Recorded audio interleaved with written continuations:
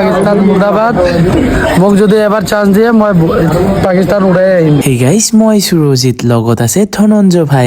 পুৱাই মাজবাটৰ ভাইটিয়ে ফোন কৰি ক'লে আজি বোলে মুভি চাবলৈ আহি আছে। যিহেতু মাজবাটত চিনেমা হল নাই, তাৰ কাৰণে টংলাই আহি আছে। ফাইনেলি আহি গ'ল ৰাজ ভাই ফ্ৰম দা মাজবাটৰ ল'ৰা, লগতে পংকজ আৰু ইহঁতৰ লগৰ কেইটামান। শ্ব'খন ষ্টাৰ্ট হওঁতে 1 ঘণ্টামান টাইম আছে, তাৰ কাৰণে গোটেইকেইটাই ক্ৰিকেট খেলাত লাগি গ'ল। মানে ভাইটি দুজন মানে ক্ৰিকেটে খেলি আছিল, তাৰ পৰাই বেট বল কেইটা ললো। ভাইটিকেইটাও বহুত মৰম লগা আছিলে, বেট বল কেইটা খোজোতে লগে লগে দি দিলে। দিয়ক ফাইনেলি আমাৰ মুভিৰ টাইম হৈ গ'ল। বৰ্ডাৰ মুভিটো বহুত দিন আগত চাইছিলো, আজি ফাইনেলি বৰ্ডাৰ 2 ৰিলিজ পালে। ভাৰত মাতা কে বন্দে মাতৰম বন্দে।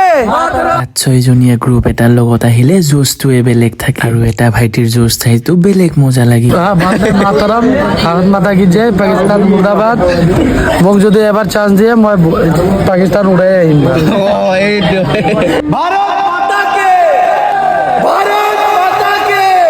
মানে কিবা এটা বেলেগহে জোচ লাগি গ'ল গাত গাইছ, আৰু ফাইনেলি আমাৰ মুভিখন আৰম্ভ হৈ গ'ল। আমি মুভিখন চাওঁ, আপোনালোকে কমেন্ট কৰি জনাব কোনে কোনে বৰ্ডাৰ 2 মুভি চাবলৈ আহিছিলে। আজিৰ কাৰণে বাই বাই।